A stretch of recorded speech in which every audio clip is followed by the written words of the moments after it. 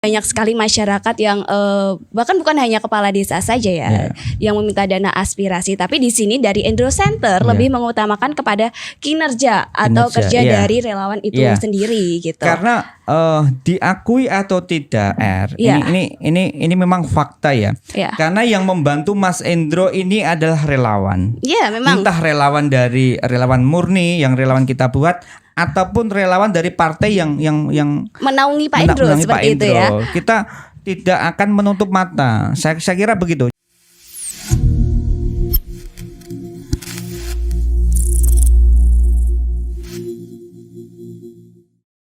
Selamat datang kembali di EDC Show, ngobrol asik dan menarik. Masih bersama saya Rika Hairunisa di sini dan bintang tamu yang masih sama pula. Tapi beliau ini juga memiliki pengalaman politik yang sangat menarik. Selamat datang Pak Hartono. Ya Erika, selamat datang.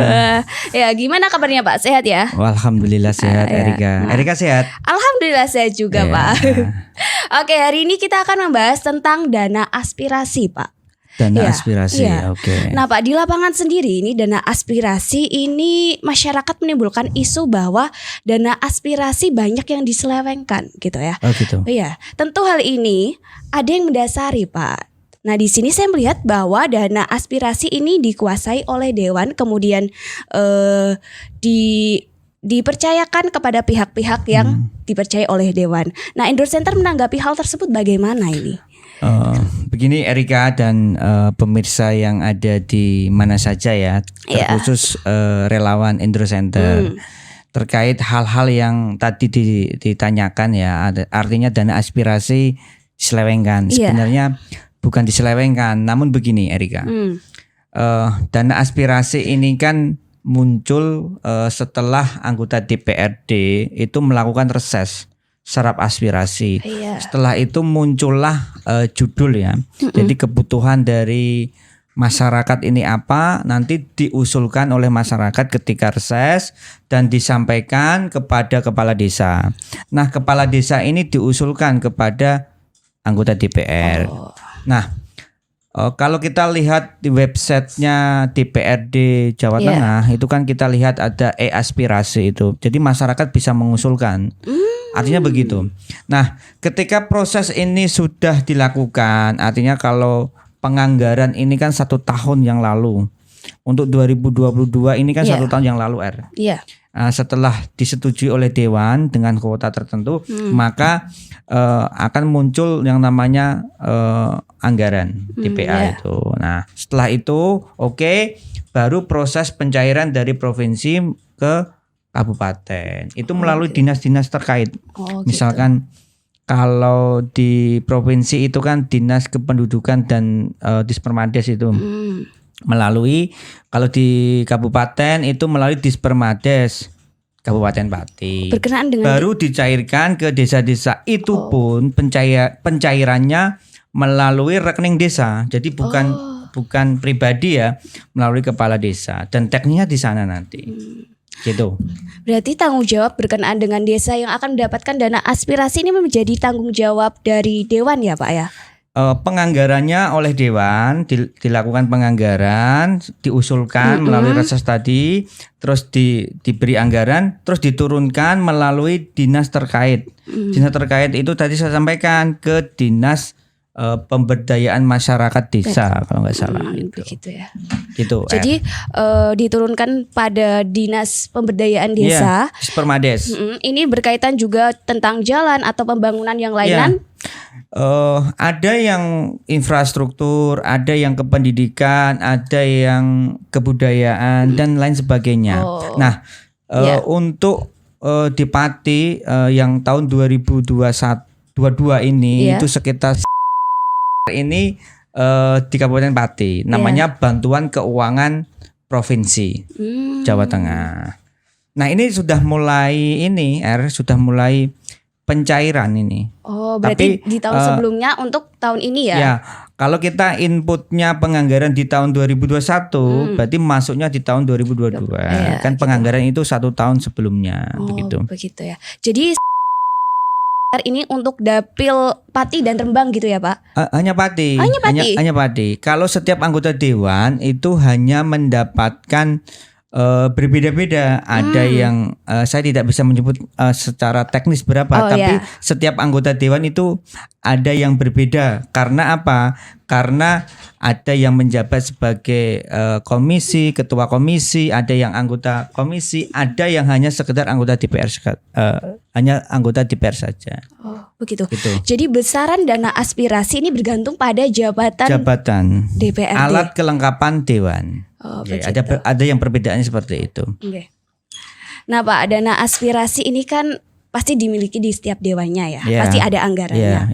Tapi seringkali masyarakat tidak bisa menyampaikan aspirasi, Pak. Di Endro Center sendiri ini bagaimana sistematika untuk menyerap aspirasi pada rakyat, Pak? Nah, kita itu kan anggota DPR yang Mas Endro ini kan setiap beberapa bulan sekali kan ada reses.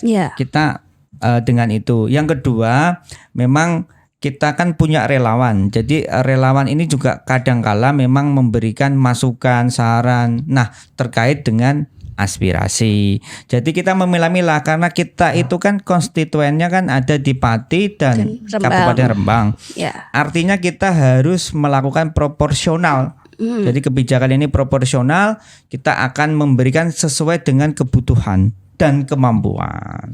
Misalkan di Pati kita dapat beberapa miliar, ya kita ya melihatnya seperti itu. Dan konstituen kita kan ada di 2 kabupaten, tapi kita akan melihat indikator salah satunya adalah perolehan suara.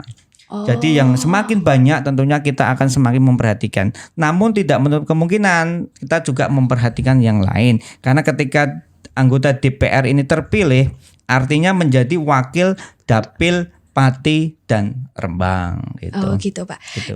Jadi di sini secara tidak langsung Bapak berbicara bahwa dana aspirasi lebih diutamakan kepada konstituen dari Pak Endro, seperti itu ya. Kalau Pak Endro ya Pak Endro, kalau anggota dewan yang lain dengan partai yang lain ya mungkin akan menyesuaikan kali ya. Gitu artinya ada kebijakan-kebijakan tersendiri dari anggota dewan.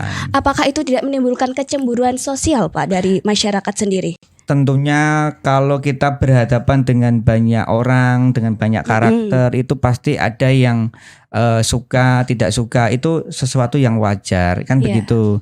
Kita ini kan tidak bisa memuaskan salah satu grup ataupun orang. Kita memang ya karena kita kemampuan kita itu kan terbatas dengan masyarakat yang sekitar, kalau Pati dan Rembang itu kan hampir 1,8 juta. Jadi kita tetap fokus ya. Kita akan memberikan aspirasi itu berdasarkan kemampuan kita, konstituen kita yang mana yang terbanyak begitu, Erika.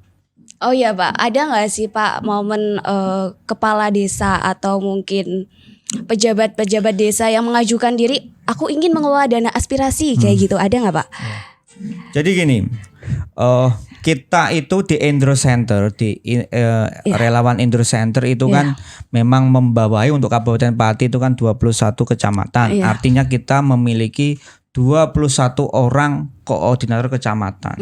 Nah, ini memang kadang ada beberapa kepala desa, tidak semua ya, artinya ingin mengelola aspirasi, pengen meminta begitu.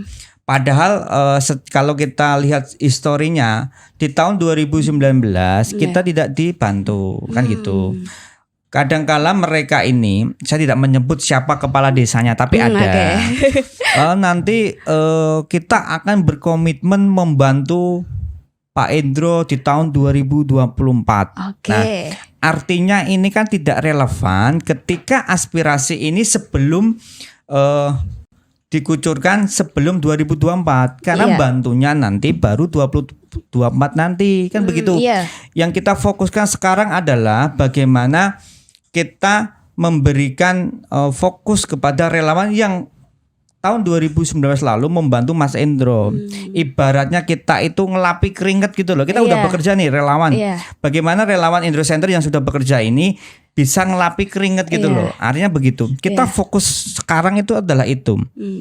Itu pun kalau kita berikan ke relawan semua itu belum cukup, Artinya kan kita di Endro Center itu dilema sebenarnya. Kita mau ngasih ke relawan, ada banyak kepala-kepala desa ataupun yang lain yang baru mendekat, Iya. itu meminta untuk aspirasi. Ini kan Iya, kadangkala lantas menjadi membabi buta dan menjelek-jelekan, wah ini gimana ini nggak adil atau nggak gimana adil dan gitu sebagainya. ya. Tapi nggak masalah. Jadi kita Iya.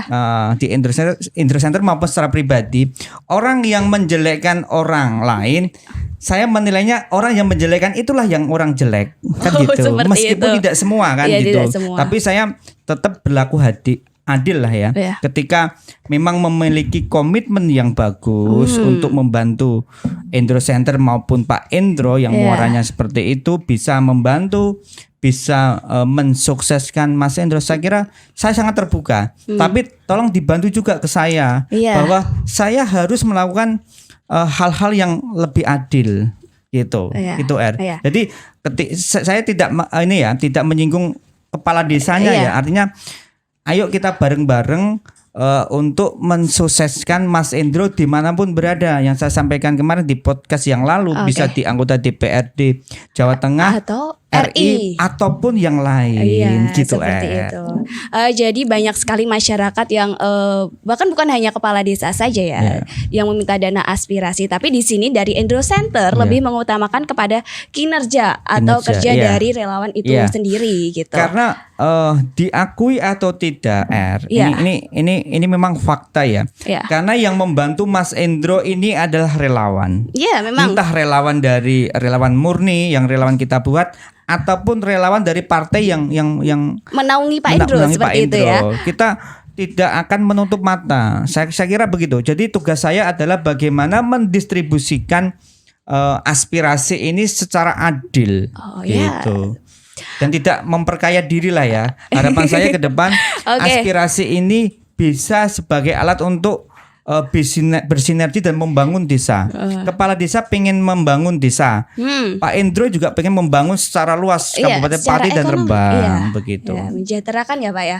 Oke, berkaitan dengan dana aspirasi dari Indro Center dan Pak Indro sebagai anggota dewan, ini sudah sampai mana Pak dalam pengerjaannya? Sudah diterapkan di mana saja berkaitan dengan pembangunan atau mungkin dan lain sebagainya? Pak Indro ini kan terpilih tahun 2019.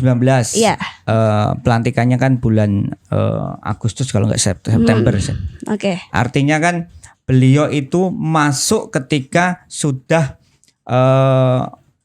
pembuatan atau penganggaran perubahan tahun 2019. Artinya beliau tidak ikut. Nah, beliau itu hanya bisa ketika itu mendapatkan tahun 2020 perubahan. Perubahan ternyata karena ada refocusing tidak ada.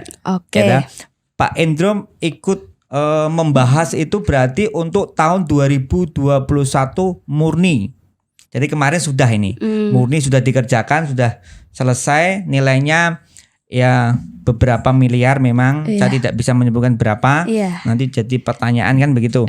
Tapi sudah kemarin Pak Indro sudah melakukan monitoring ke desa-desa yang beberapa desa yang memang sudah mengerjakan.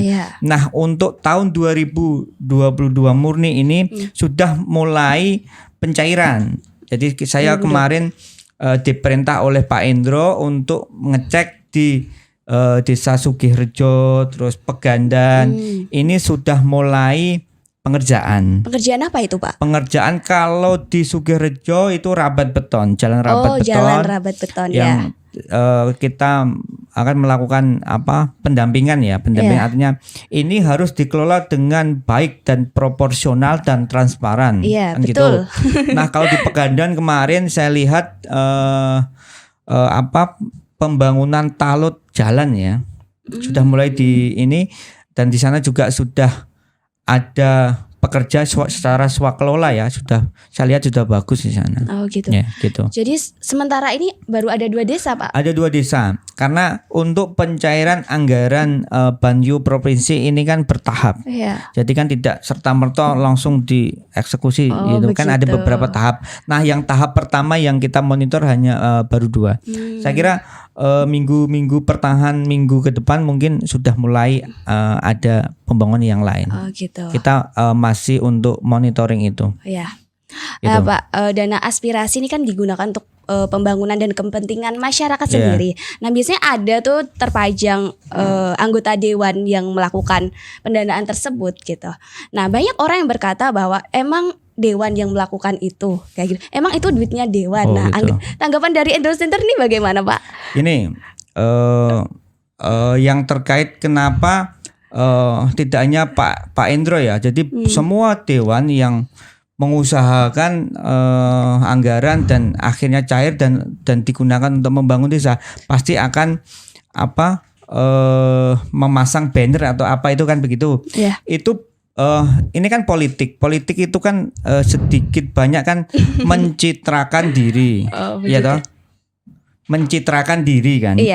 Citra positif. Justru kalau dewan hanya diem, ini kan masyarakat menilai wah ini nggak kerja, ini kan begitu. Ini kita berpikir secara positif bahwa hanya memberikan pesan kepada masyarakat bahwa ini dana aspirasi yang diperjuangkan oleh Pak Endro sudah keluar. Hanya sebatas itu. Kita tidak berkeinginan apapun ya. Kita hanya menyampaikan pesan bahwa Pak Endro sudah melakukan pekerjaan sesuai dengan tupoksi, tugas pokok dan fungsi. Itu R. Gitu. Jadi begini, ketika ada masyarakat yang berpikir negatif terkait dengan siapapun yang memasang banner. Saya kira saya ajak ke semua masyarakat ya, artinya kita berpikir positif. Jadi kalau memang Indonesia butuh orang-orang nyinyir, tapi nyinyir yang positif. Nyinyir yang positif tentu saja ya. Jadi secara tidak langsung di sini Pak Endro sudah memperjuangkan pekerjaannya sebagai wakil rakyat untuk rakyat seperti itu. Oke, kita sudah berada pada akhir acara pada obrolan kali ini. Nah, di sini saya sebagai host akan menyimpulkan obrolan berkenaan dengan dana aspirasi. Di sini Endro Center terlebih khusus Pak Endro telah mengupayakan dana aspirasi ini dapat tersalurkan dengan baik, yaitu dengan membangun jalan rabat beton di daerah Pati. Terdapat 2 desa di sini. Kemudian untuk selanjutnya ada juga pembangunan yang lain berkenaan dengan dana aspirasi. Nah, jadi bisa disimpulkan bahwa Pak Endro sudah menyalurkan aspirasi sebagai wakil rakyat. Oke, sekian obrolan kita pada hari ini. Salam perjuangan merdeka.